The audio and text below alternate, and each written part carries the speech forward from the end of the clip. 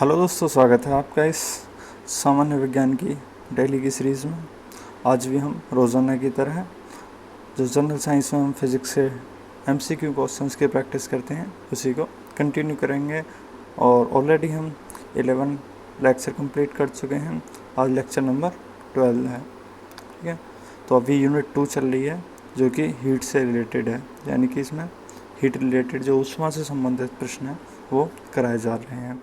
और जिसमें 17 प्रश्न जो हैं इस यूनिट 2 के वो लेक्चर 11 में करा दिए गए हैं और आज लेक्चर नंबर 12 है। तो इसमें हम प्रश्न संख्या 18 से शुरुआत करेंगे। तो देखते हैं आज का पहला प्रश्न क्या है। तो प्रश्न है कि गर्मियों में ताप 46 डिग्री सेल्सियस हो जाने पर भी ऊँट गर्मी में राहत महसूस करता है।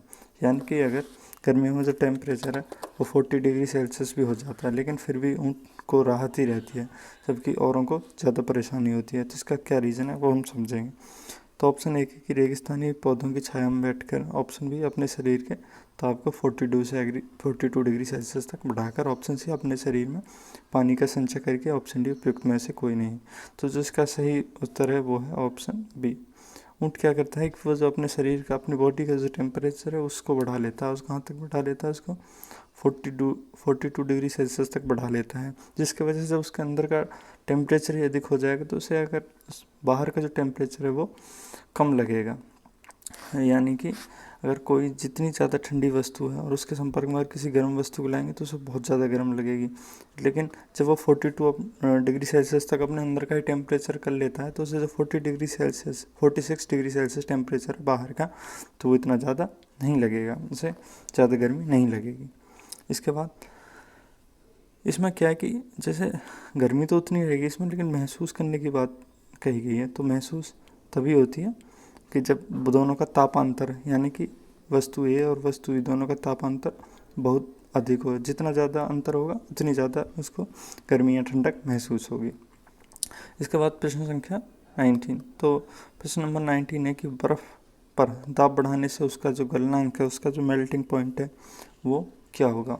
ऑप्शन ए घट जाएगा, ऑप्शन बी बढ़ जाएगा, ऑप्शन सी अपरिवर्तित रहेगा, ऑप्शन डी शून्य हो जाएगा। तो इसका सही उत्तर है ऑप्शन बी बढ़ जाएगा। जैसे कि मैंने आपको बताया कि जैसे जैसे प्रेशर बढ़ाते हैं तो उसका जो टेम्परेचर है वो उसके अनुक्रमानुपाती होता है और वो बढ़ जाता है। ठीक है, तो उससे क्या उसका गलनांक भी बढ़ जाएगा और वो जल्दी गल जाएगा।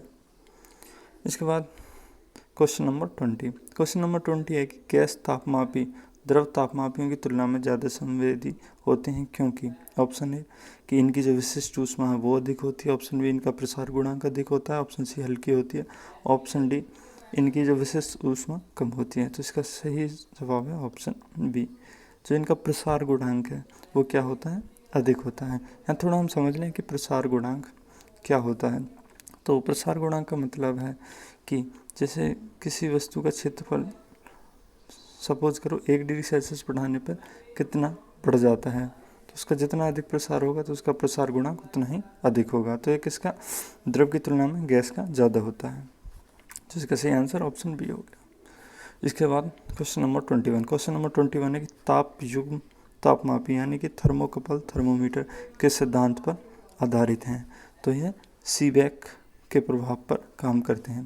तो इसमें आपको 4 ऑप्शन दिए गए हैं, एक सीबेक, एक जूल के प्रभाव पर, एक पेल्टियर के प्रभाव पर, ऑप्शन डी इनमें से कोई नहीं। तो इसका सही आंसर है ऑप्शन ए सीबेक के प्रभाव पर। अब हम समझ लेते हैं सीबेक का प्रभाव या सीबेक इफेक्ट क्या है। तो सीबेक, तो इसमें कुछ नहीं है, सीबेक नामक एक वैज्ञानिक थे, उन्होंने इस सिद्धांत को दिया था। ठीक है, और जो इसमें होता क्या है कि तो विभिन्न धातुओं की तार लिए, 2 तार, फिर इनको मिला दिया। इस जोड़ को जहाँ पे ये जॉइंट सपोज करो जैसे हमने इसको प्रदर्शित कर दिया। अब इस जोड़ को अगर हम गर्म करेंगे तो इसमें क्या, एक विद्युत धारा बहेगी और इसी विद्युत धारा के बहने के हिसाब से ही हम इसका जो ताप है वो माप लेते हैं, मेज़र कर लेते हैं।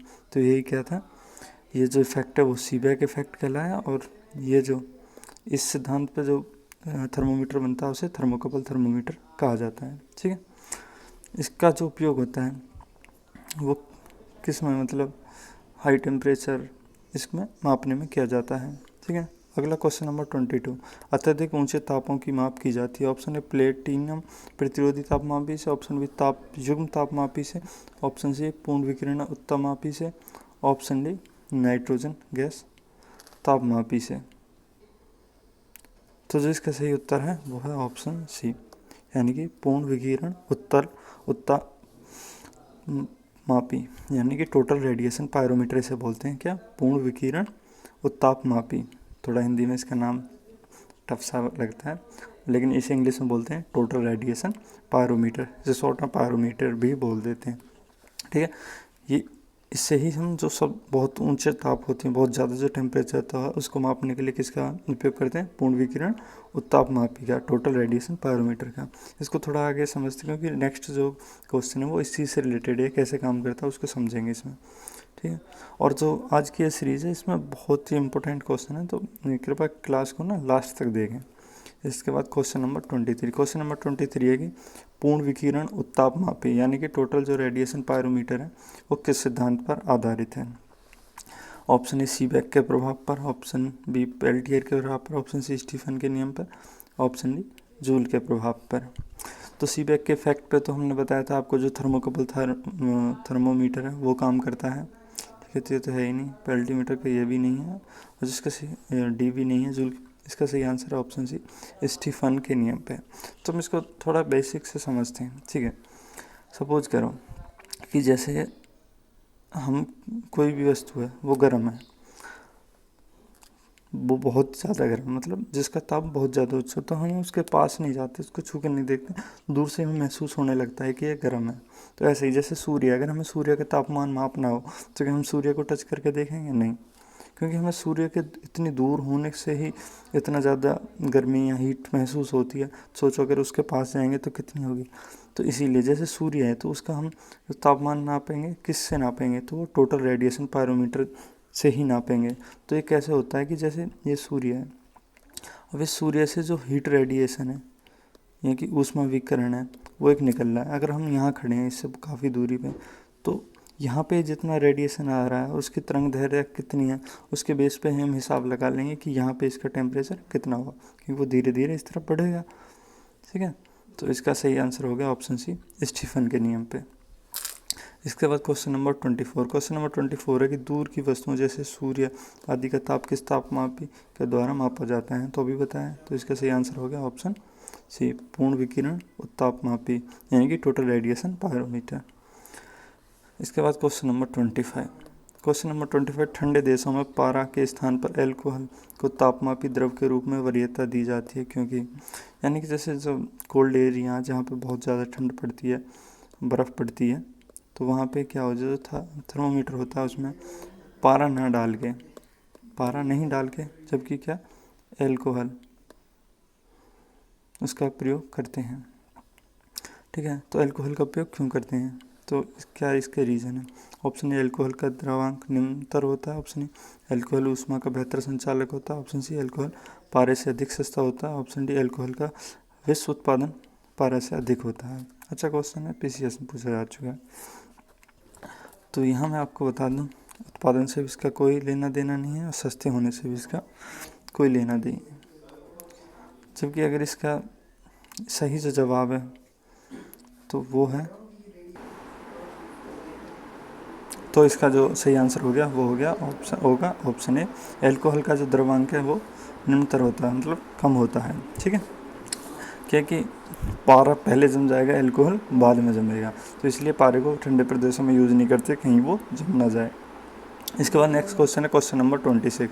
तो क्वेश्चन नंबर 26 है कि विकिरण पायरोमीटर से कितना तापक्रम नापा जा सकता है? तो विकिरण पायरोमीटर जो कि हमने अभी ये बताया था, ये जिससे स्टोर से टोटल रेडिएशन पायरोमीटर कहते हैं, तो इससे कितना तापक्रम नापा जा सकता है? तो इसका जो यूज़ होता है वो बहुत ज़्यादा टेम्परेचर्स को मेज़र करने के लिए यूज़ होता है। तो इसका जो सही आंसर है वो है ऑप्शन डी, इसमें जो 800 डिग्री सेल्सियस से ऊपर का तापमाप है उसे ही मापने में इसका यूज़ किया जाता है। इससे कम के तापमान पर ये इफेक्टिव नहीं होता है, यानी कि उतने अच्छे से काम नहीं करता, और जो बहुत कम तापमान होते हैं उनको तो ये नापता ही नहीं है। इसके बाद नेक्स्ट क्वेश्चन है क्वेश्चन नंबर 27। क्वेश्चन नंबर 27 है कि थर्मोकपल यानी कि ताप युग्मक, जो तापमापी है वो किसके द्वारा बनाया जाता है? ऑप्शन ए 2 अधातुओं, ऑप्शन बी 2 एक सदृश धातुओं, ऑप्शन सी 2 असदृश धातुओं, ऑप्शन डी इनमें से कोई नहीं।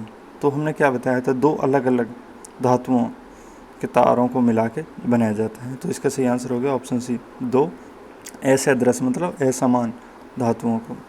ठीक है।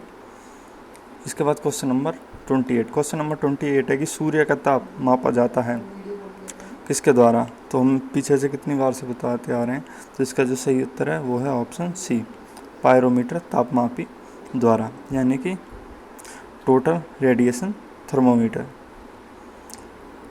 इसके बाद नेक्स्ट है क्वेश्चन नंबर 29। अच्छा क्वेश्चन है, थोड़ा यूपीएससी लेवल टाइप का क्वेश्चन है। इसमें आपको कथन और कारण दिए गए हैं, तो आपको कूट बताना है। कथन है कि तापमापी में पारा का प्रयोग किया जाता है क्योंकि यह अपारदर्शी तथा चमकदार होता है अतः अंकित ताप के पठन में सुविधा होती है। यानी कि जो तापमापी होता है, थर्मोमीटर होता है, उसमें क्या पारा ही तो भरा होता है। तो पारे की क्या क्वालिटी होती है, यह अपारदर्शी होता है और ये चमकदार होता है, जिससे क्या है कि हम जितनी वैल्यू आती है थर्मामीटर पर हम उसको आसानी से पढ़ पाते हैं। और इसके कारण की बात करें, कारण क्या है, तो रीजन, तो पारा कांच पर नहीं चिपकता है तथा वाष्पशील नहीं है, ये इसका कारण है। तो इसका कथन भी सही हो गया और कारण दोनों ही सही है। तो इसका सही उत्तर हो गया ऑप्शन ए एवं आर दोनों सही हैं तथा आर ए का सही स्पष्टीकरण है, यानी कि कथन आर का ए सही स्पष्टीकरण है, उसको सही समझाता है। इसके बाद क्वेश्चन नंबर 30 इम्पोर्टेंट फार्मूला है और इसी पे बेस्ड बहुत सारे न्यूमेरिकल या अंकित प्रश्न भी इसमें शामिल होंगे। ठीक है। तो इसमें आपको 4 फार्मूले दिए गए हैं। फार्मूला ए हो गया और फार्मूला बी ये, फार्मूला सी और फार्मूला डी। तो इसका जो सही आंसर है वो मैं आपको बता देता हूँ। इसका सही आंसर है ऑप्शन बी, यानी कि F-32/9 बराबर C/5। ठीक है, ये इसका सही फार्मूला है। इसी से हम फ़ारेनहाइट और सेंटीग्रेड में संबंध स्थापित करेंगे। यानी कि अगर फ़ारेनहाइट में दिया उसे सेंटीग्रेड में बदलना है तो, या सेल्सियस में बदलना है तो, और सेल्सियस में दिया तो उसे फ़ारेनहाइट में चेंज करना है तो इसी का यूज़ करेंगे।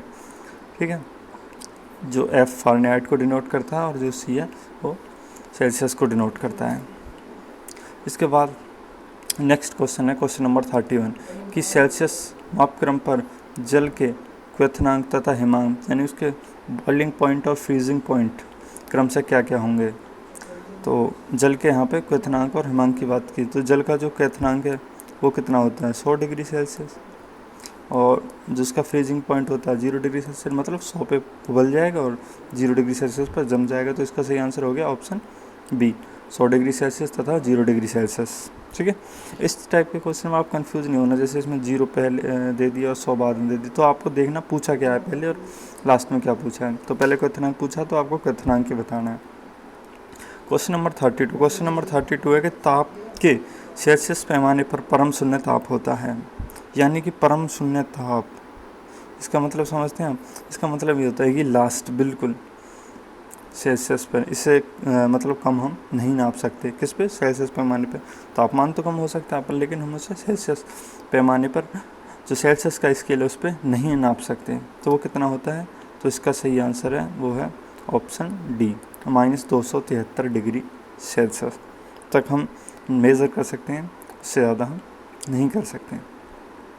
आपको यहाँ एक और चीज़ बता दूँ कि 1 डिग्री सेल्सियस में 273 केल्विन होते हैं, ये आप याद रखना।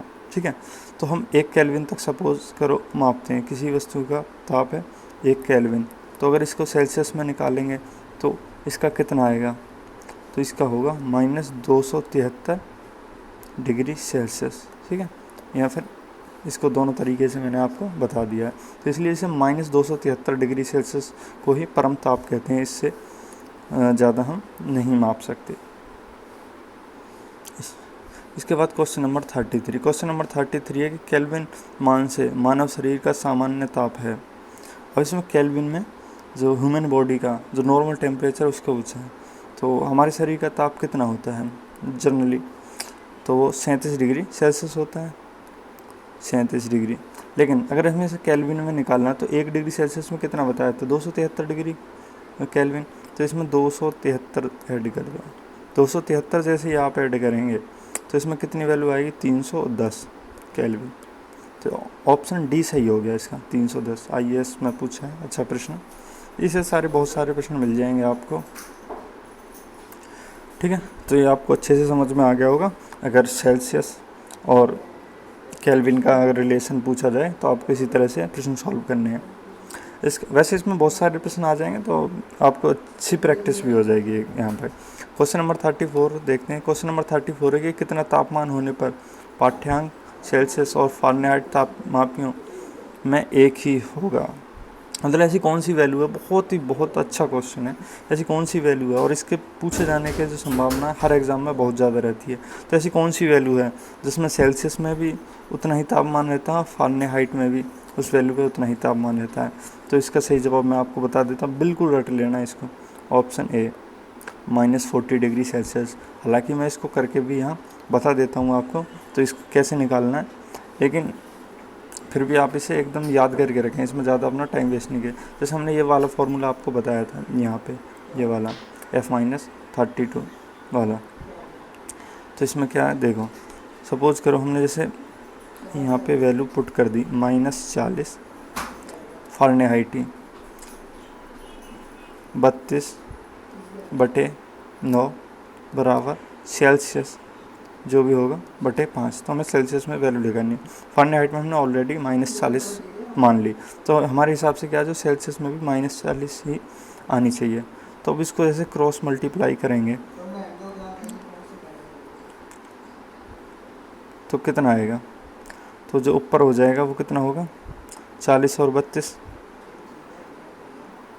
72, नीचे 9 आ जाएगा। तो 9 से 72 को काटेंगे तो 8 आएगा, ठीक है। अब फिर क्रॉस मल्टीप्लाई करेंगे तो C बराबर -8 गुणा 5, तो ये कितना है -40। तो आपको समझ में आ गया होगा कि -40 पे सेल्सियस और फारेनहाइट दोनों की जो वैल्यू होती है दोनों स्केल्स में वो बराबर हो जाती है टेम्परेचर की। इसके बाद क्वेश्चन नंबर 35। क्वेश्चन नंबर 35 है कि न्यूनतम संभव ताप है। Option A -273 degree Celsius, option B 0 degree Celsius, option C -300 degree Celsius, option D 1 degree Celsius. तो मैं आपको ऑलरेडी बता ही चुका हूँ जो न्यूनतम संभव ताप है वो कितना है, तो वो ये हो जाएगा आपका ऑप्शन ए -273 डिग्री सेल्सियस। हम इस तक मेज़र कर सकते हैं। इसके बाद क्वेश्चन नंबर 36। क्वेश्चन नंबर 36 है कि फारेनहाइट स्केल पर किसी वस्तु का ताप 212 डिग्री फारेनहाइट है तो सेल्सियस पैमाने पर उस वस्तु का ताप होगा। यानी कि हमें इसे सेल्सियस में कन्वर्ट करना है। 212 तो 212 -32/9 बराबर C/5। तो हम इससे इसे सॉल्व करेंगे। आप इसे खुद भी सॉल्व कर सकते हैं या फिर मैं भी सॉल्व करके बता देता हूँ। तो ये कितना आएगा 180/9 बराबर C/5। 9 दूनी 18 मतलब 20 आ जाएगा। 20 बार कटेगा और 20 की और 5 की फिर गुणा हो जाएगी तो C बराबर 20 × 100। तो कितना है 100 डिग्री सेल्सियस। तो ऑप्शन सी इसका सही जवाब हो गया। इसके बाद नेक्स्ट क्वेश्चन है क्वेश्चन नंबर 37। क्वेश्चन नंबर 37 है कि सेल्सियस पैमाने का 0 डिग्री सेल्सियस फारेनहाइट स्केल के कितने डिग्री के बराबर होता है। यानी कि 0 डिग्री सेल्सियस फारेनहाइट स्केल के कितनी डिग्री के बराबर होता है, तो ये आपको बताना है। तो इसमें क्या होगा, अगर इसे 0 डिग्री सेल्सियस पैमाने का 0 डिग्री सेल्सियस फारेनहाइट स्केल के कितने डिग्री के बराबर होता है, तो आप इसको कन्वर्ट करके देखेंगे इसी फॉर्मूले से। F-32/9 बराबर 0/5 क्रॉस करेंगे तो ये 9 वाला पोर्शन तो 0 हो जाएगा। अगर F की बात करेंगे तो F इसमें सॉल्व करने पर 32 आएगा, ठीक है। तो इसका सही आंसर हो जाएगा ऑप्शन बी 32 डिग्री सेल्सियस। आप इसे सॉल्व करके देख सकते हैं, मैंने यहाँ पे थोड़ा शॉर्ट में कर दिया जगह ना होने की वजह से। इसके बाद क्वेश्चन नंबर 38। क्वेश्चन नंबर 38 है कि मानव शरीर का तापमान 98.6 डिग्री फारेनहाइट होता है, सेल्सियस स्केल पर यह कितना होगा।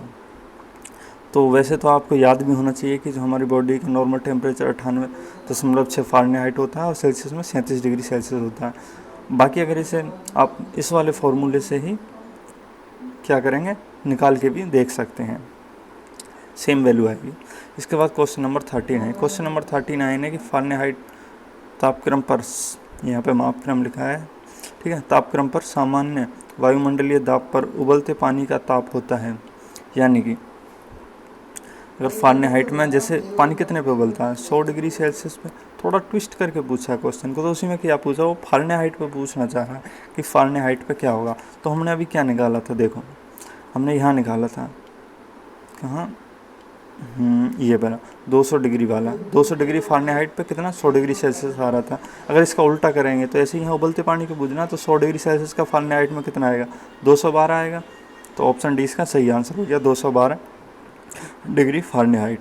इसके बाद क्वेश्चन नंबर 40। क्वेश्चन नंबर 40 है कि दिल्ली में जल का क्वथनांक 100 डिग्री सेल्सियस है, तो मसूरी में जल का तापमान क्या होगा। तो दिल्ली में जो है, आप एक बात गौर करेंगे कि ये सतह पे है, और जबकि मसूरी की थोड़ी ऊंचाई, पहाड़ी इलाका है, तो हाइट ज़्यादा है। तो यहाँ पे जो वायुमंडलीय दाब है वो क्या होगा, प्रेशर कम होगा, और यहाँ पे प्रेशर ज़्यादा होगा। अगर प्रेशर ज़्यादा होगा तो तापमान भी ज़्यादा होगा। तो क्या होगा, दिल्ली में जल का क्वथनांक 100 डिग्री सेल्सियस, तो मसूरी में जल का तापमान क्या होगा, तो तापमान का पूजा है, ठीक है, 100 से कम हो जाएगा। ऑप्शन बी इसका सही आंसर है।